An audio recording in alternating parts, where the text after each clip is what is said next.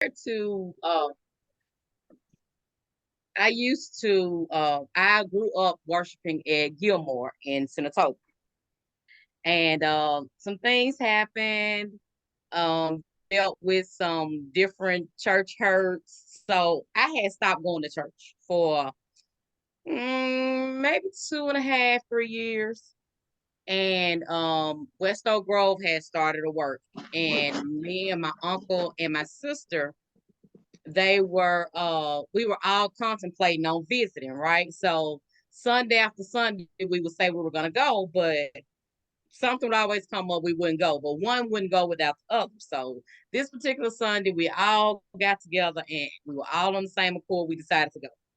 So I go to church, and Lord, I can't even remember what I had on. I had on a yellow sundress.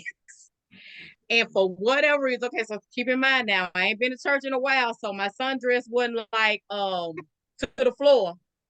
It was like right above the knee, and the church was packed. So they led us down front, and we had to sit on the front dead gum row. And Sebron was singing. And I was like, oh my God, this is so embarrassing. Like, I'm sitting on the front row, this low big dress on. Time went by, church was over. I flew to the car. It was over for me. I was going to the car. I'm getting ready to close the door, and he just grabs the car door. And he says, when are we gonna get married? I said, first of all, who are you? Like, and who just does that? You don't even know me. And he was like, well, I can get to know you if you let me. And I was like, little boy, gone on. I kept on buckling Tootie in the seatbelt. I'm like, okay, whatever. I get in the car, I leave. But now all the way home, I'm saying to myself, that was interesting. Like, how he just gonna say, when are we gonna get married? And then he tried to have a little bit of game, talking about, well, I can get to know you if you let me. I ain't think nothing else of it. I get to my grandmama's house, we finna eat dinner, and who comes in the back door with my uncle? Persistent. Okay. I'm like, so I calls my uncle to the other room. I'm like, why you bring him over here? He was like, what do you mean? Why did I bring him over here? I said, I don't like him. He said, he ain't even here for you. He came to eat dinner with me. I invited him to dinner. He accepted. I'm like, y'all ain't sleep. Okay, whatever. Time went on, and I was working at the Fred's warehouse on Get Well. And he came in on a summer program with brother Kenny Newsom. Kenny Newsom was the manager. I was a little department head in the picking department. He came in as a summer worker, persistent. Every day he would come past me singing that little Beauty Is Her Name song. Persistent. On his way to lunch, he would say, I'm about to go out to lunch. Can I bring you something back? I'd be like, nope, I don't want anything. Like clockwork, he would come back with a fierce grape Gatorade and some chips every day. Because he was noticing that's what I would eat. I was like, okay, this is just, I don't know whether to be flattered or annoyed. Like, this kind of stalkish, but it's kind of cute at the same time. He kept coming to Sunday dinners, everything. But then I started to at least converse with him, because I was talking to somebody and he was talking to somebody. So then we was talking to each other about our little relationships or whatever. And my daddy would always say, that's gonna be your husband. I was like, no, it's not. No, it's not.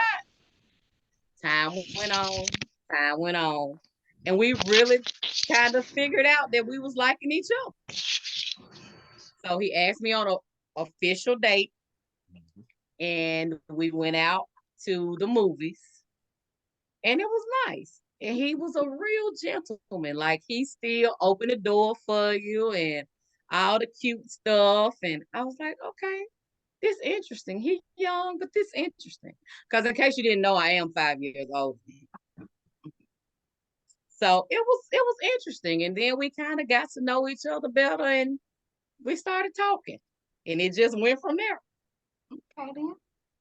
So, Brother Stephen, you were very persistent, and Sister Lakia, you were playing kind of hard to get at the time. I tried. It didn't work, sis. You tried it. Hey, So, go ahead, brother. contrary to popular belief, it's still some young men out there like that. Okay. You know, you just ain't gonna see them on social media. Mm. You gonna see them in the clubs. Mm. You're not gonna see them in certain places. There are still some out there. Yeah. So, ladies, you all here. Here's another tidbit. Mm-hmm. I wasn't just, I guess you could say, if I had to be honest, I wasn't giving him a second thought really in that manner because I saw him as a church boy. And to me, I was already young and had a child, and he was going to be too slow for me in my mind. I was like, he ain't ready for this. He ain't ready to be no dad. You know, he's still young. He gonna be immature. I ain't got time to be raising 2 kids. You know, that was me. And I was like, he a church boy. Like, he's still green. He's still vanilla, as they say. I'm like, I don't want to do that. Like, we ain't gonna have nothing in common. But the more we spend time together, we had a whole lot in common. So I hear you keep saying that he was a church boy. So what was different in Brother Stephen than the other person that you were dating at the time? Okay. And this is what's so weird. If I had to be honest, the other person that I was dating was mature, had been divorced before, had kids, kind of knew, and was also in the church, but knew what they wanted. I knew what I wanted. But the only difference is Sebring was more open and spontaneous to, I know what I want, but I ain't just drilled in on it. Like, I got perspective. So like Sebring has potential. He ain't one-minded. He ain't like not just black and white on absolutely everything. You know, he can want something, but you can talk about it and it's like, okay, I can see that. I don't see why we can't try that. You know, but the other person that I was dating was just real, had been hurt before, so was still holding on to all of that. And I was like, I ain't got time to be pulling teeth. You know, I see potential over here where at least we can grow and do something together. Whereas over here, you still kind of scarred. So I can't be picking up the pieces. I can't. And so for anybody who may be coming off of a divorce or been divorced before, like, try really hard not to hold on to the scars in the baggage from the previous relationship, because the next person that could be good to and for you can't necessarily deal with constantly walking in the shadow of that bad relationship. Because like every relationship ain't gonna end like that one did. So with Sebring, I saw potential. Like, it was just, yeah, he was young, but he had potential. And we just been functioning ever since. Okay. So, well, we've learned that there's always two sides to the story of how you all met. So, Brother Stephen, would you agree that her story is valid, or, you know, that's her story? Now, do you all have the same story, or do you have a different way of how y'all met?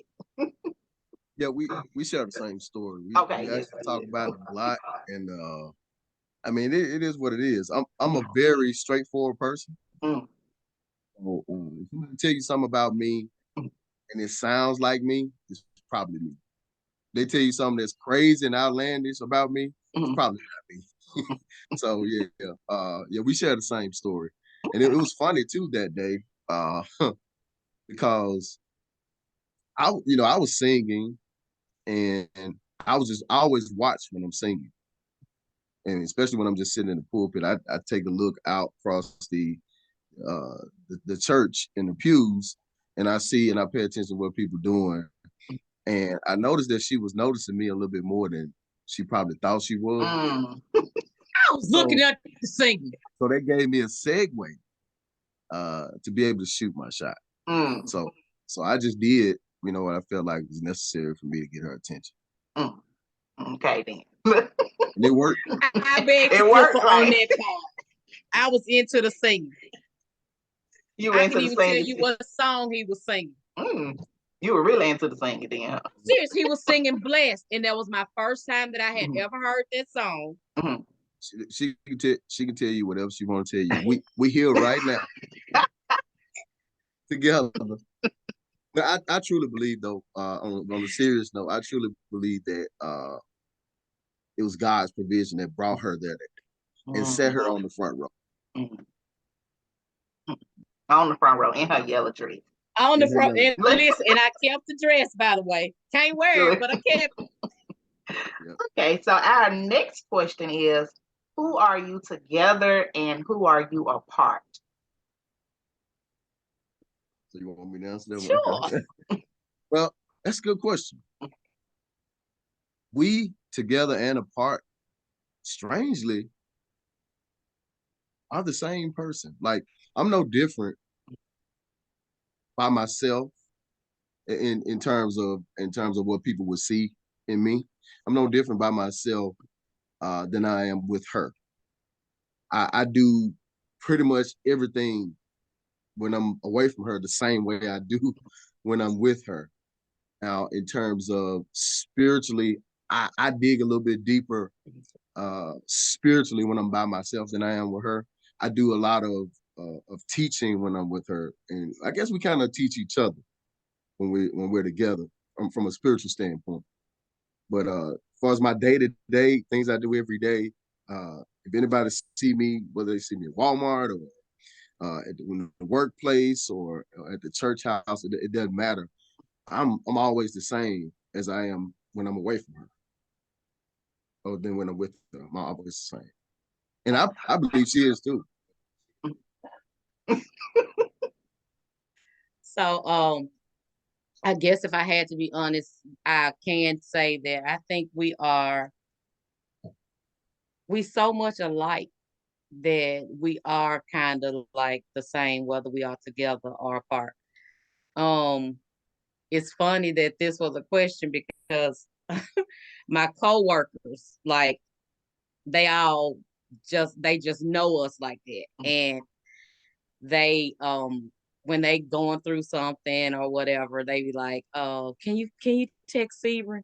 Can you call Sebring and ask him, to pray for me right quick or whatever?" And it's like we just the same. And they laugh because we still text each other.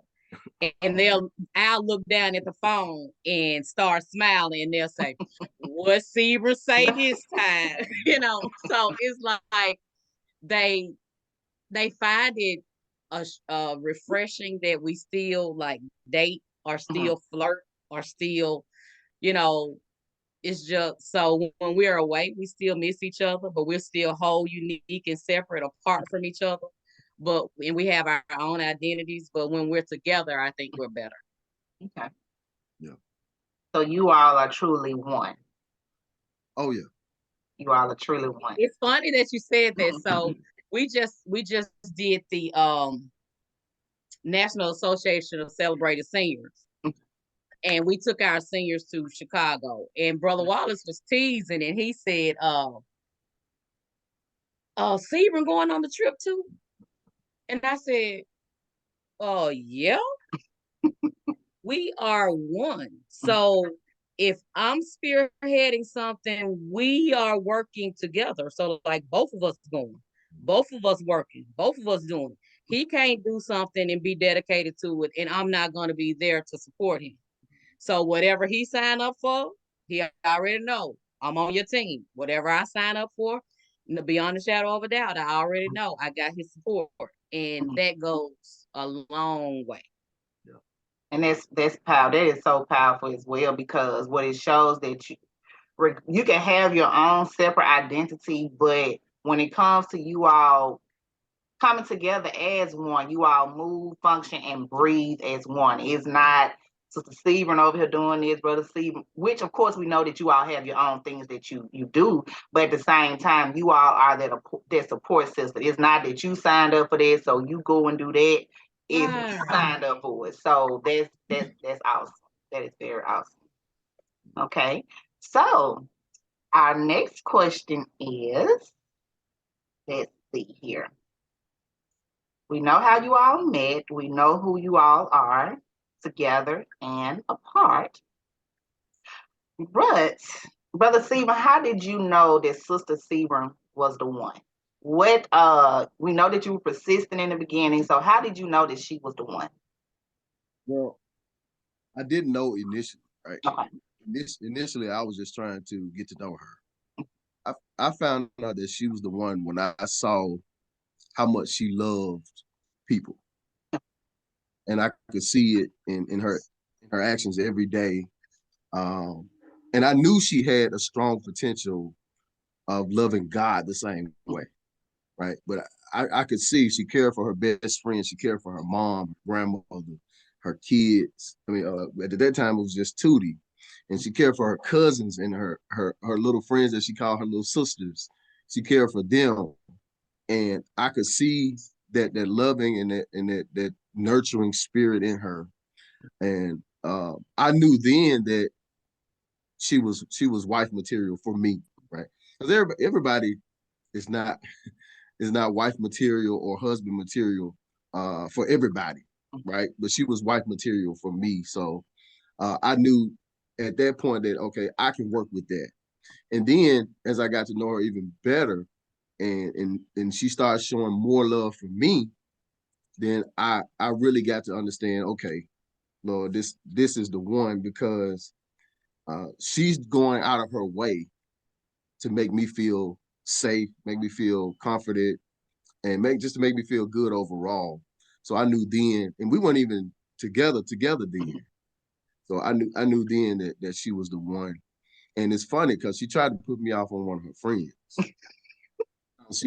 Because she was denying, and this is what I say, she was denying God's provision. When God provides for you, sometimes you get a little afraid, you get a little scared, because you don't think that, this can't be what it is, Lord. This can't be what it is. It can't be what you want me to do.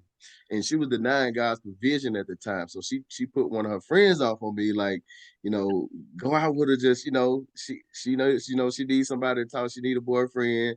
I'm already talking to somebody. I don't know if it's gonna work or if it will work. But I said, so when I had an opportunity to be alone with that person, I ended up telling her I can't do it because I have feelings for Lakia. And that's what I knew. Time out.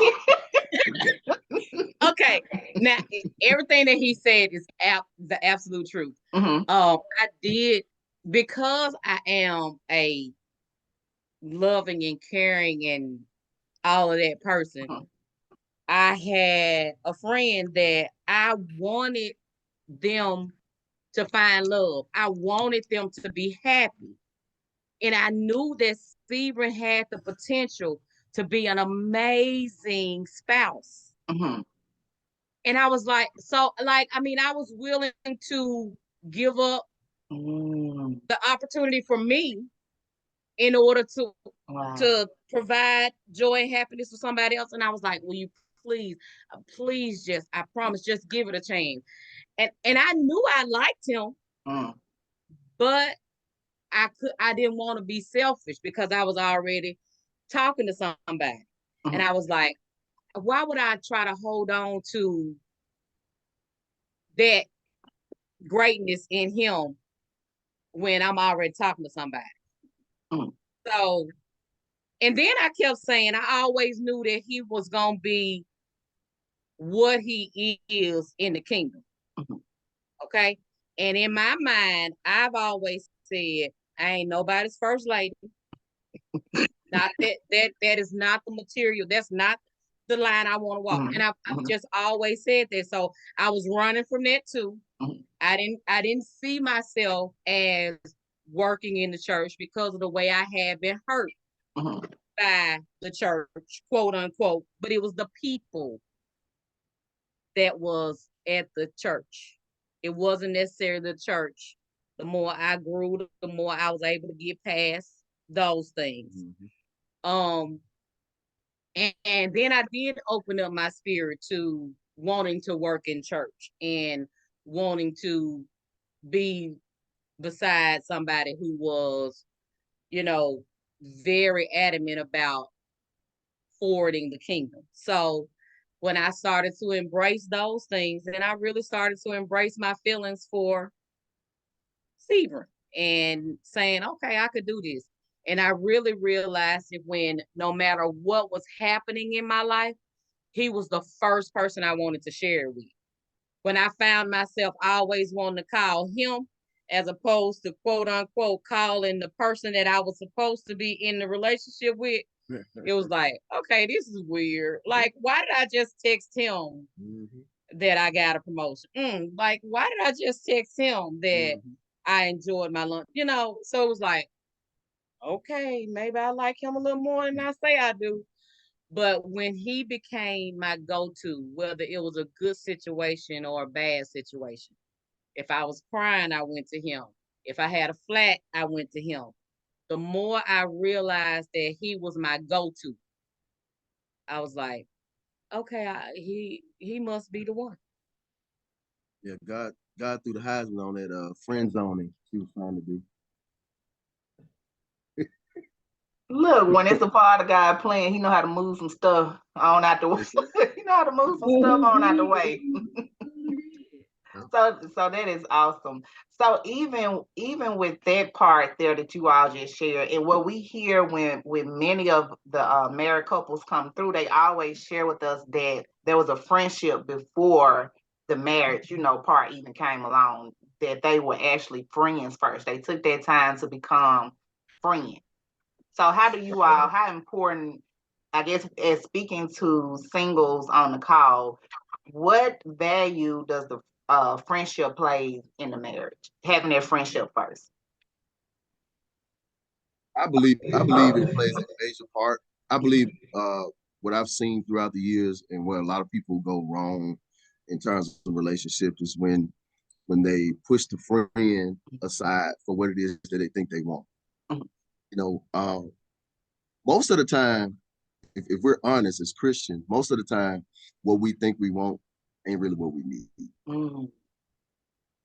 So if we can just step back, take a breath, and say, "Hey, let me really think about this thing before I make a decision. Before I push this person to the side, let me think about what God, and let me pray about what God wants for me. Because what God wants for you, most of the time, is not going to be what you want." And when He's putting something together for you, the pieces of the puzzle may be scattered all over the place. And it may take some time to put those pieces together. But once you do, the picture is beautiful. And it's something that can never be broken again. So you really want to take time out to think about making major decisions on, especially who you want to spend the rest of your life with, and who you want to really give your time and your heart to. And if you're already giving your heart and your time to somebody that's been your friend, I mean, why waste that? When you have a grand opportunity to try to capitalize on. And like in the new age, I guess you could say the new age of dating, I always hear people say, well, we really good friends. We just friends. I don't want to risk or compromise our friendship. I don't want to mess up a good thing. But if you're already really good friends, shouldn't a good friendship just get better? I think too, in relationships, we spend too much time looking for love. And we don't realize where love is actually coming from. Love is actually... No, I was about to ask you, can you speak on that a little bit more? Yeah, the love that you're actually looking for is already inside of you if you're a Christian, right? So because you have that love inside of you, what you'll be doing is connecting with another love that a person has inside of them and putting the two together to make that perfect love that God wants in a relationship. So what I'm saying is this: love don't come in a package of feelings or how a person makes you feel. Love is, first of all, it's predicated upon and is based upon a choice that you make. When you make the choice to choose someone to love, because love don't just fall in your lap like the fairy tales try to make you believe, right? It's just not gonna just fall in your lap and all of a sudden you're just happily ever after just because somebody came into your life and you saw them and it's love at first sight.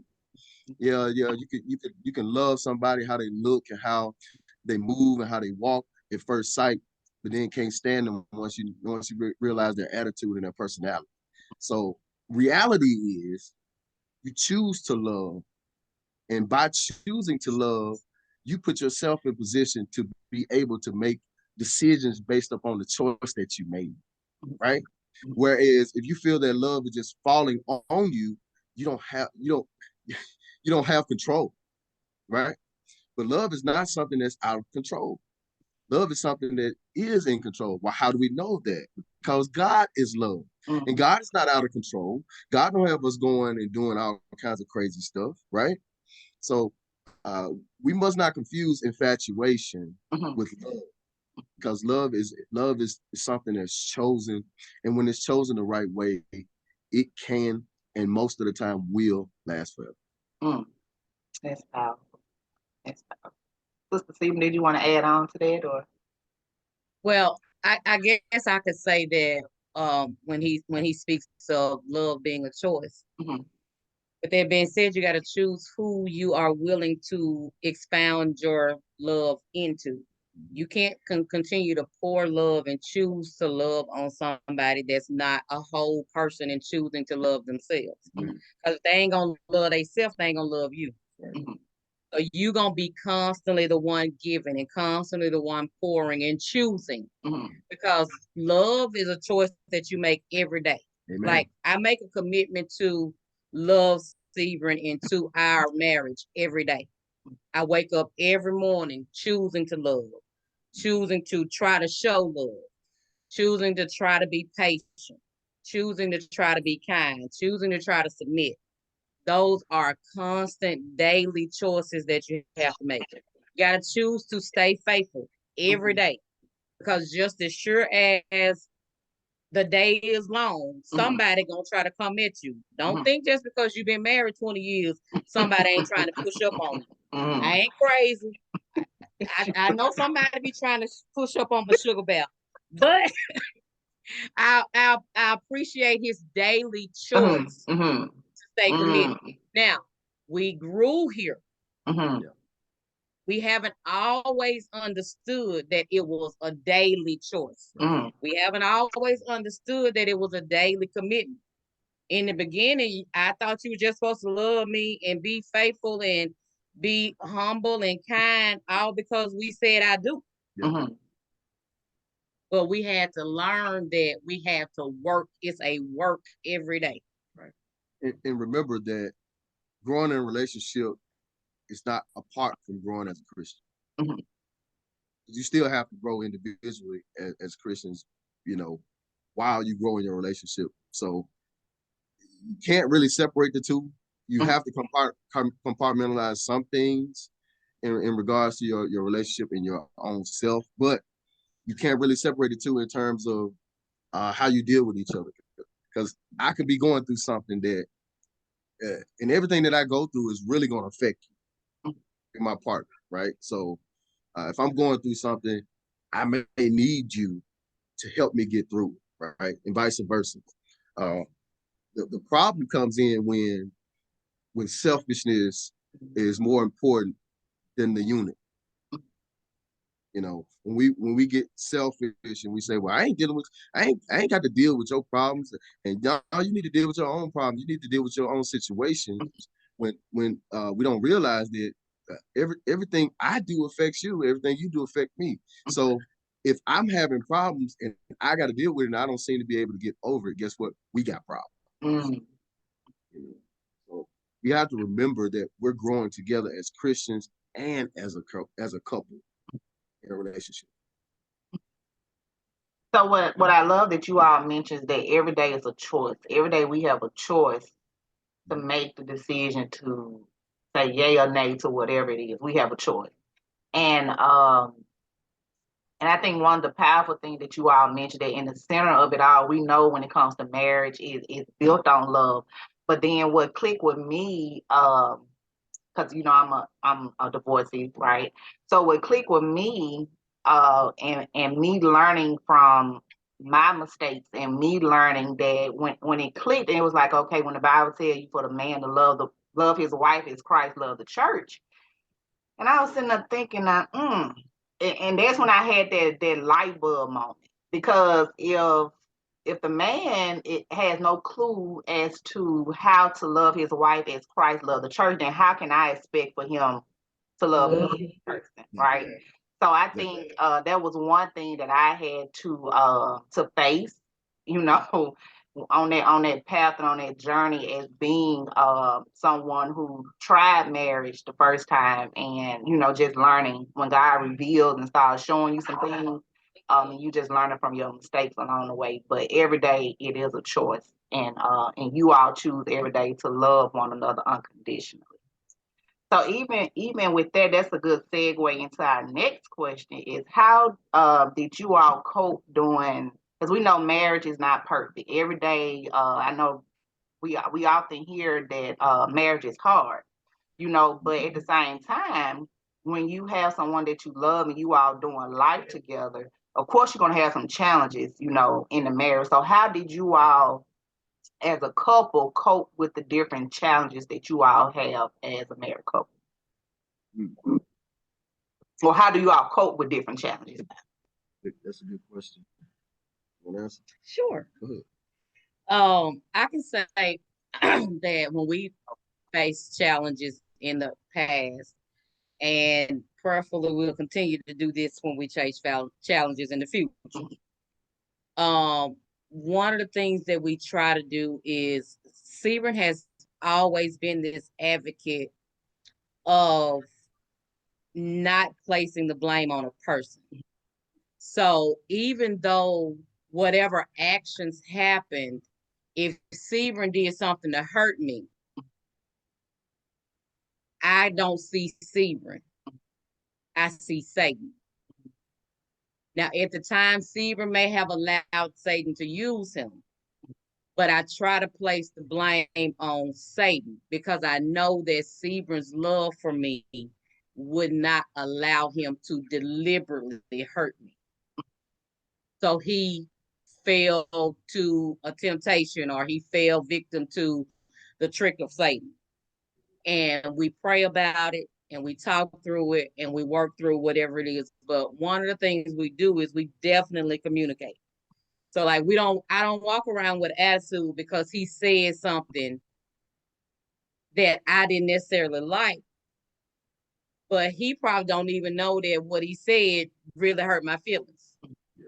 Because it may be something he done said before, but at this moment I was a little bit more sensitive because I was dealing with something else. So I come back to him and I say, okay, so, you know, we was talking a few minutes ago, you know, the reason why I stopped talking was because what you said really hurt my feelings. And he say, baby, what did I say? And then I'll tell him what he says. I didn't mean that nothing like. I understand that it hurt your feelings, and I do apologize. That's another thing. We don't play it off like, well, if I hurt your feelings. No, if I told him that he hurt my feelings, he accepts that he hurt my feelings. It ain't that, well, I don't know why that hurt your feelings because I didn't even mean it like that. No, it's, baby, I apologize. I did not mean to hurt your feelings, and I'm sorry that I did. how can we work past this? And I'm the same way with him. I say, baby, I promise I didn't even mean it like that. And I am so sorry that it hurt your feelings. Like, what can we do to move forward? How do we get past this? So we try to see Satan's in everything. We always try to acknowledge the fact that he wants to divide, he wants to destroy. We always pray. And if it's something, I guess you could say, if it's something that's major, then we try to figure out and come up with a plan of execution for us to move past it. Yeah. If it's something that you're dealing with, that you're really dealing with, then I figure out what triggers that for you. And then I try to avoid doing or saying or reacting or going or whatever it is that triggers you to feel that way. Then I avoid doing that, and vice versa. If something that he does sends me into a tailspin and I let him know that, then he tried to avoid doing it. And a lot of people say, well, I ain't gonna walk around on eggshells for nobody. It is not about walking around on eggshells. It's about learning to compromise and meet the needs of the person that you say you love. If you love them, then you're willing to change. If the change isn't going to hurt you, but it's going to help them, then what's wrong with the change? Yeah, it's like this. We are one, right? We're connected, conjoined, right? If in your body, if your head is hurting, even though your heart might want to listen to some music real loudly, you ain't gonna play that loud music because your head hurt. It's really just that simple. You don't do things to affect the other part of the body when you know it's gonna hurt it. It's just simple. Mm. So what I'm hearing is that you all communication is very important, and then you also validate one another's feelings. You don't downplay it, but you actually validate that, hey, I hurt you, and I accept that I hurt you. Now, what can I do to not hurt you again? So that's very important. So even with that, was this a piece to the puzzle that you all started out with, or with this like a growing curve for you all to get to that point where you validate one another's feelings and communication was the key? Was that the key from the beginning, or is that something that you all had to grow into? Well, we definitely had to grow into it. But we learned pretty quickly because we were trying to love each other. We learned pretty quickly that, hey, even though I said something or did something to hurt this person, even though I may not feel like what I did should have hurt them, I may not feel that way, but the fact that it did, it hurts me to know that I hurt them. So with that being in each one of our hearts, we grew very quickly to the point to where we can't keep hurting each other. You know, just cause I upset you don't mean you got to get back at me, and because if we keep doing that, then it's gonna end quickly and very harshly. So we found a way, along with the help of the good Lord, to deal with it. Just deal with each other. We're gonna deal with each other anyway. Wow, it's the death do us part, right? It's for rich or for poor, sickness and in health. We're gonna deal with each other anyway, unless we choose to do something different. And with that, if we choosing to do something different, then that's stepping outside of what we stepping outside of the covenant that we made. Another thing that we did, and I can say that this happened early in the relationship. I think we made this covenant with each other way early. No matter what we deal with or what we dealt with, whatever we dealt with as a family or together, it stayed with us.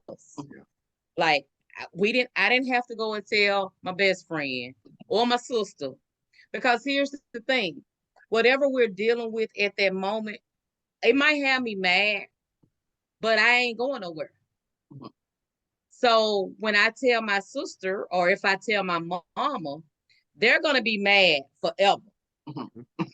they gonna give my husband the side eye every time he come in the door. Where on the flip side of that, I was just mad at that moment, and we worked through it, and we back together, and it's like nothing happened.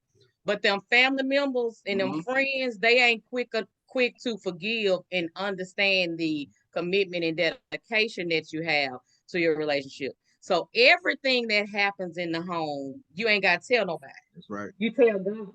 The people that you tell can't fix it no way. Talk to God about it. You ain't always got to seek counseling. God is your counselor. Counseling is good. Preach, sister. But God got you. If you believe that God joined it together, believe that God gonna sustain it. You ain't always got to burden down the preacher. You definitely ain't got to worry with the first lady. Just keep praying, because God, you're his child too. So he hears your prayers just like he hears their prayers. They're not more privy to him than you are.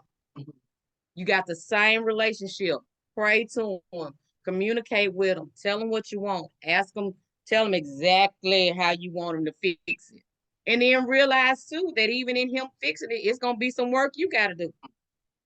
Because the fixing it may be fixing you. And that's the part we don't want to deal with. The part that involves having to fix us. Right. And I would add to that real quick. Also take pride in your relationship and in your marriage. Take so much pride into it that you would even feel ashamed to go to somebody else and talk about your problems about your wife or your husband. Take pride. Everything ain't got to end up like waiting to exhale. Well, I'm gonna say this. I have, just real quick, I got a coworker who all she ever says about her husband is the bad. Yeah. We never hear her say anything positive about him. But when you see them together, she is the happiest girl on the face of the earth. So I be giving her the side eye. Like, is this the same dude that you just sat here and cried to us about, like he was just the spawn of Satan? So that's why you got to be careful about what you share with people. And I tell people all the time, I tell my girlfriends at work, I said, listen, I'm not making y'all think that Sebring is a god. But Sebring is truly good to me. He is truly good for me. And for that, I am grateful. Like, I could not ask for anything better. We're not perfect, but we're perfect together. That's powerful. That is so powerful. That is, and and I'm glad because sometimes you can speak to the point, because I know I experienced that as well with my coworker as well. And I always used to tell her, I was like, everybody don't need to know everything that you're going through, And then when we see him, we looking at, like you said, we looking at him like right. Like, but and he really trying to figure out why y'all looking like that. Him like that. But we always have that way that we still respect them as a couple. But I had to actually sit down with her. I said, hey, I know I'm not married, but I'm just letting you know that you don't need to share your business with everybody. Because some people just want to get in your business just to be in your business. And then you have some people that truly cares, that you can go to and talk to about certain things, not everything, but certain things that is genuinely there to care or pray with you on certain things. But you have to be able to discern between the two. But then another thing that is so powerful is Brother Sebring, with you even being your foundation was rooted in God from the jump. And sometimes even when you see, and I think that's very important as well, because even though you have challenges in marriages, even though you go through things, but when you rooted in God and you know who your source is that's going to keep you all going and moving, it's easier versus being in a marriage with someone that's not rooted in God and God is not their source, but then the other spouse is rooted in God and trying their best to fight through something. So I'm not saying it make it it does make it a little easier when you do cross and have those different challenges when it comes to marriage. And then another thing, sis, you mentioned was that spiritual warfare piece, like recognizing that, and we learned about spiritual warfare as well, and learned that, hey, even though you see this person, but you got to look deeper into the different spheres and how the enemy actually tries to he don't actually try to, but how the enemy use you to do certain things. So you actually was in tune to spiritual warfare as well. So that's powerful too, being in a marriage. So the next question is, how will you all unpack or share with us, how do you all unpack trust and boundaries in a marriage? Okay. Trust is another one of those things that you have to, there's some people, not everybody, have to grow to understand, right? What I mean by understanding trust, I think sometimes we expect people to be better people than they really are, right? So we have these unrealistic expectations for people, and we don't even realize that at the time that we had that expectation for them, we don't even expect that of ourselves, right?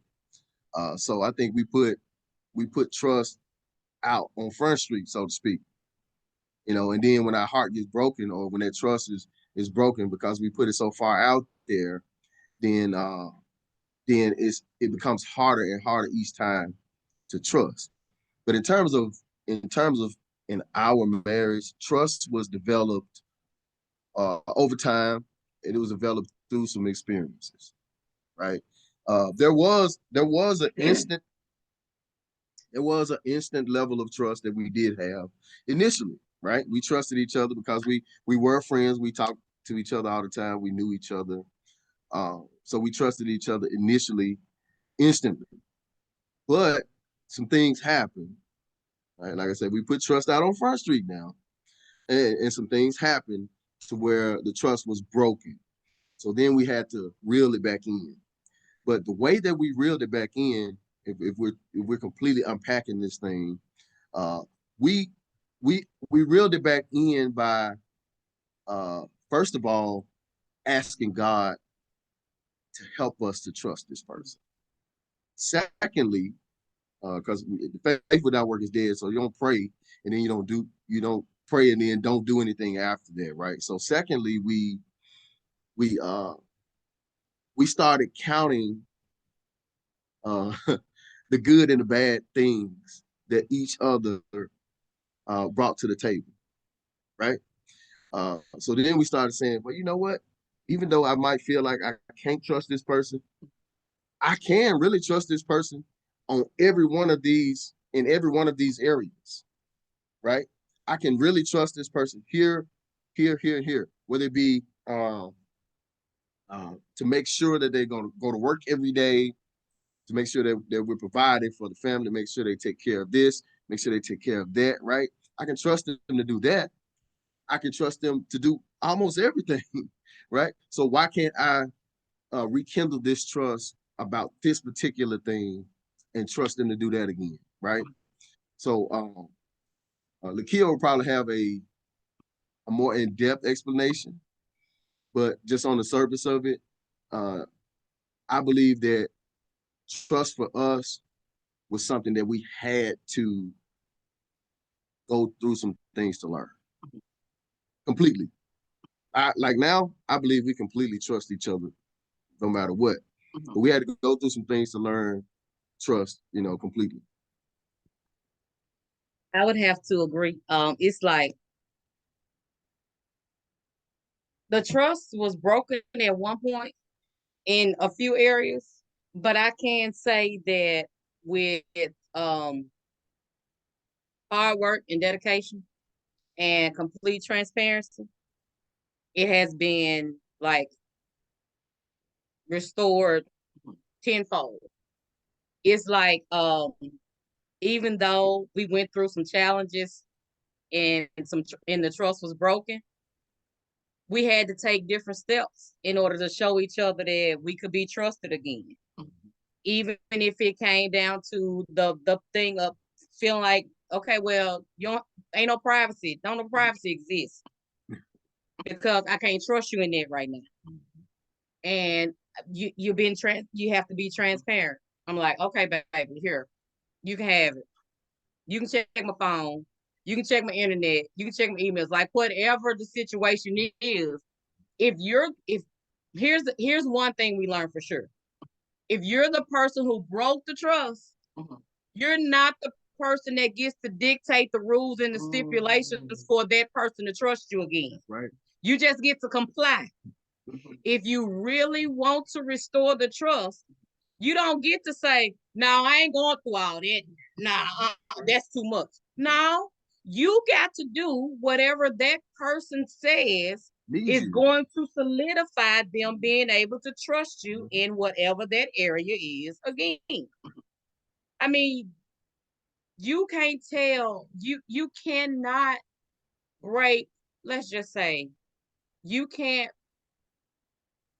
even your children, if your child breaks your trust as a parent, if you told them to come in the house at 11 o'clock and they don't come in at 11, they don't get to dictate to you what their punishment is and how they get to restore your trust in order for you to let them go out on another date.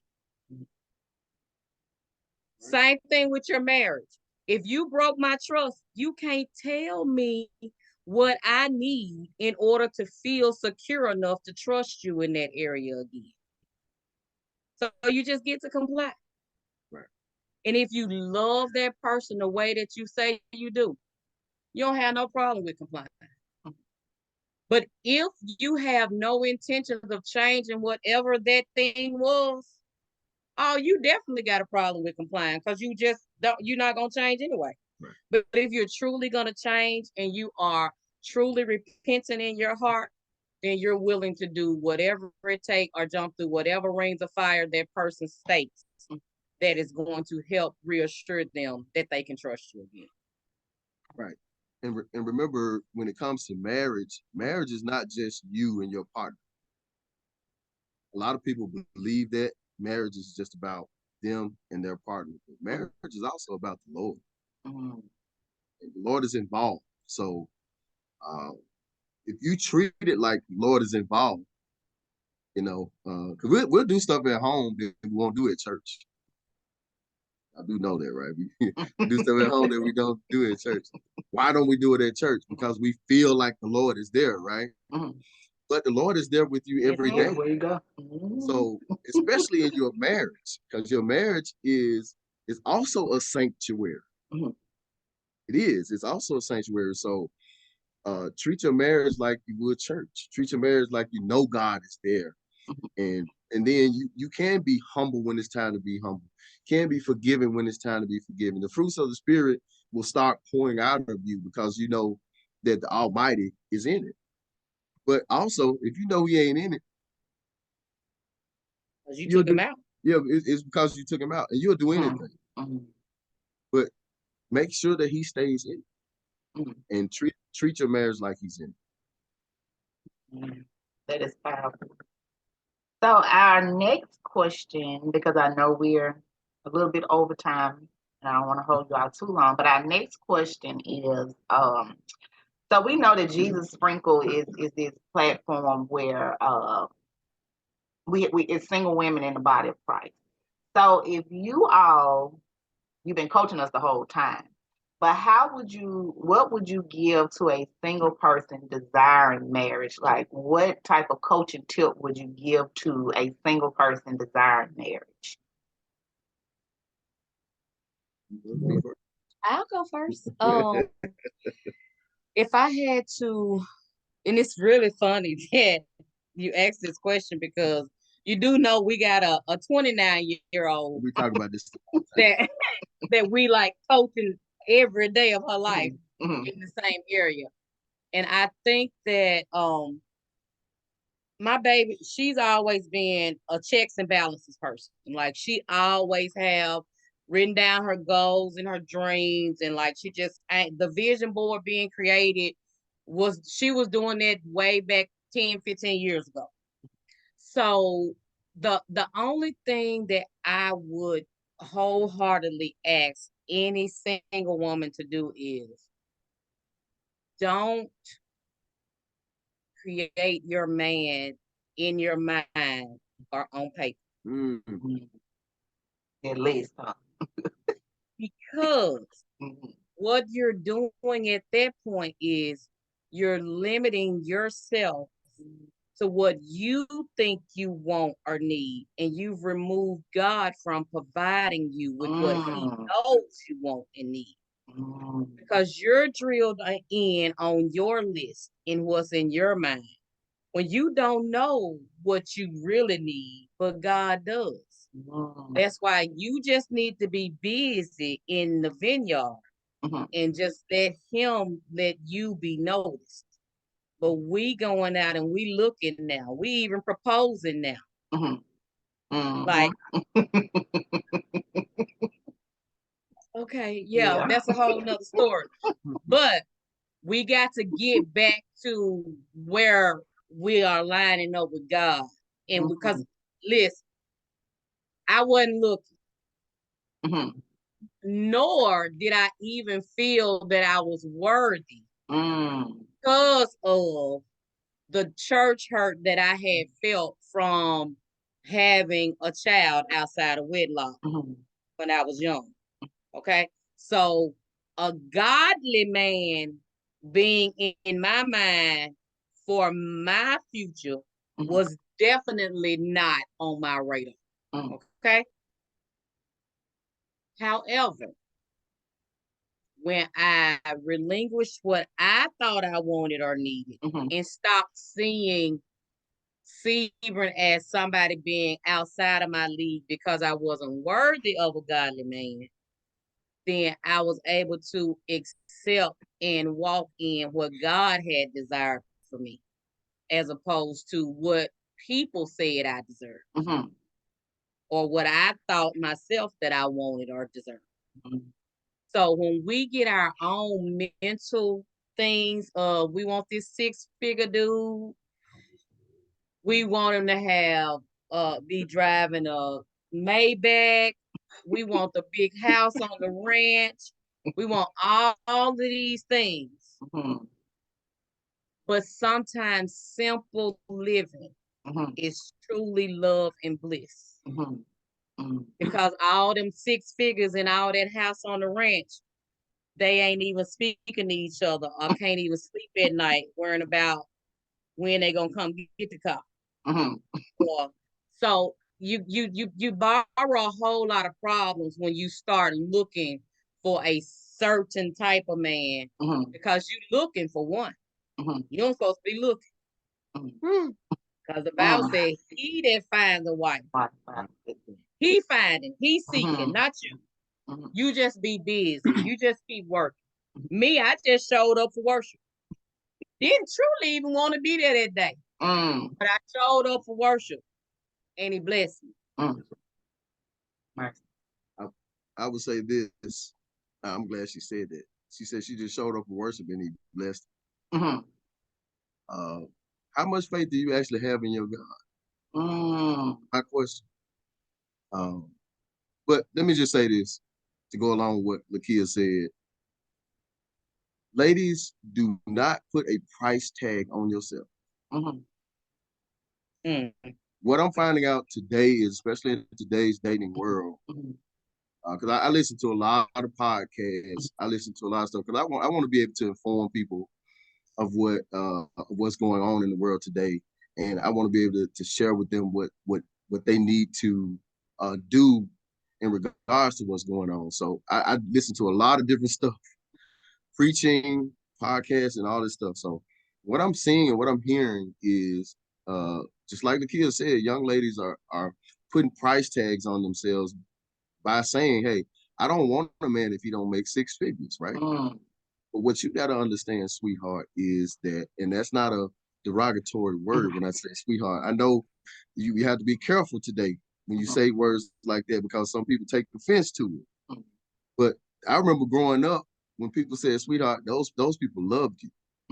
Those people cared about you, and they had your best interest in heart. Right? So I say this: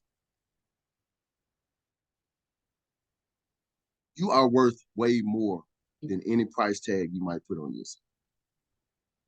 And the only somebody who knows that, if you don't know it for yourself, the only somebody who knows that is God. He knows what you're worth. Even if you don't know how much you're worth yourself, he knows.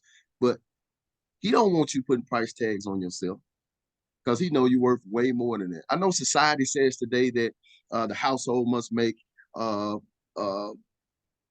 million in order to have 6, 7, 8 kids. But I know some folk that not too long ago, 30, 40 years ago, was having 13, 14 kids, wasn't even making 40,000 in the household. So God can make anything happen. Even today, even though inflation is so high, things are so rapidly rising in terms of prices, God is still in the picture. God is still in control. So don't put yourself in a box. Don't label yourself and don't label other people. Just allow God to work with you. You do what you need to do for yourself, spiritually, physically, financially. Take care of yourself and let God do the rest. God is going to make your situation better than you could ever make it yourself. That's powerful. So, because I know sometimes you hear people say, you get your list, have your list. Me personally, I don't have a list. I told the Lord, what you want for me? Because what I thought I needed, it didn't. So this time around, Lord, what you want from me? I'm seeking you. I did tell him this. I said, Lord, let them be easy on the eye. I did. So I did put that in there. But because yes, we do hear single women, they have this list, they have this is what they want, this is how they want it. And then we do have in single women who feel hopeless, in the situation, because, and I'm glad you said, brother, when you first came on, that there are still some good men out there, because oftentimes we feel as if that they're not, because of what you see or what you hear. But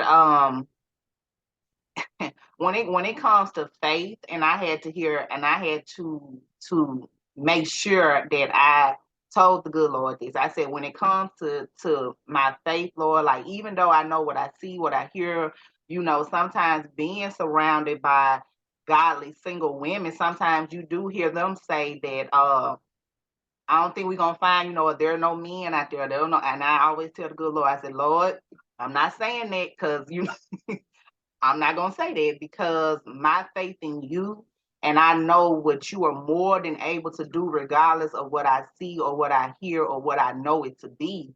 So I'm in a process, I'm in a season where I'm waiting on you, but at the same time, like you said, continue to work and build up and edify his kingdom at the same time. So you got something to say? I just want to add one more thing. And I don't mean to be political, but I know the tricks of Satan, right? And if you pay close attention, this government has constructed our world so much, especially in the United States, where, do you all know that females are the world's largest consumer? Meaning that means females spend more money than anybody else in the world. In the United States, African American females spend more money than anybody. Wow. So what Satan has done, Satan has got into the hearts and the minds of our leaders, and has built a system to separate the family so that the government and system can make more money. Because see, we make more money off black men being in prison, because prison is a business. We make more money off black men being in prison, and we got single black women who are making good money. They went to school, they got these good jobs, they're making good money, and they're spending more money than everybody. So it's a business decision that was made by our government as to why we're here. So when it seems like you don't see any men out there are some, but when it seems like you don't see any out there, that's why. It's because the government wants to keep making money off broken Black families. And think about this too. Sometimes the men that we have made in our mind to look for, I'm gonna be funny and say, you said let him be easy on the eyes, Lord. Sometimes it might be the dude that approached you that ain't necessarily easy on the eyes, but all he need is a little bit of love. All he needs is somebody believing in him. All he needs is somebody encouraging him and pushing him and being his cheerleader. And he'll break his neck for you. He'll be, you know what I'm saying? He'll be the one that'll be the best provider. You get him cleaned up, girl, you buy him the right clothes. Not only is he gonna look good on your eyes, he gonna start looking good on everybody else's eyes. Because you got him. Now, girl, you see what that man over there? Girl, Kim got her a good one. Now everybody want him. Yeah. I was being funny, but that's a lot of times how it works. Like, we got our mindset on one thing. When really all Sam need over there is somebody to get him shaved up. He needs somebody to show him how to swing a suit, get him some good shoes, show him the Lord, encourage him, motivate him, give him a reason to look good. He'll do it. And listen, making those decisions, that ain't settling. I don't know where people got this whole idea of, so you mean we got to settle? That's not settling. So you mean to tell me what God made for you ain't good enough? You feel like you got, I saw a video, and this was a real live video where a young lady was asked about what she needed or what she wanted in a man. So the guy was just asking her questions. He asking her questions. She said, well, I need a man that's making at least 6 figures a year, man that looks good, that takes care of himself, well groomed, all this other stuff. So the guy asked her, he said, so do you have a father? Did you grow up in a house with a father? She said, yes. She said, he said, so is your father and your mother still married? She said, yes. And he said, so if your father and your mother still married, what do you think about their relationships? She said, oh, my mom and dad has a great relationship. I want a relationship like that. He said, oh, you do? He said, how much money your dad make? Huh? She said, how much money? He said, how much money do your dad makes? And she went on to say, well, my dad started out making like 20-some thousand dollars a year, and now he's moved up to like $67,000, $80,000, to $70,000 a year. And he said, so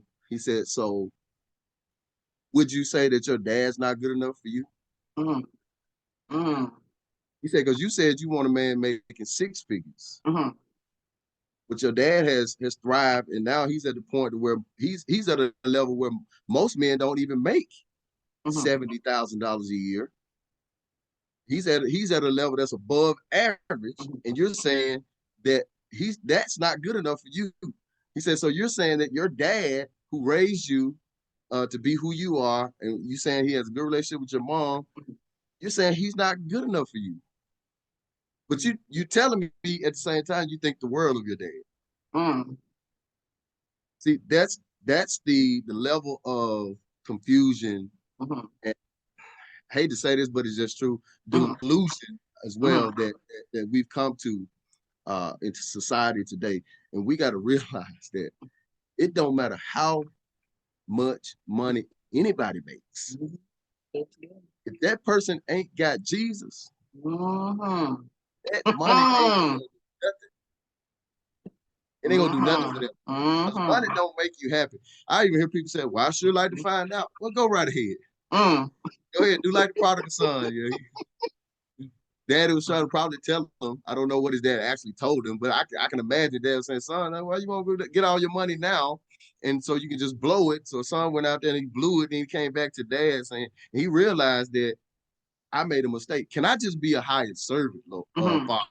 Because I made a mistake. I took all that money and I just blew it. Money don't make you happy.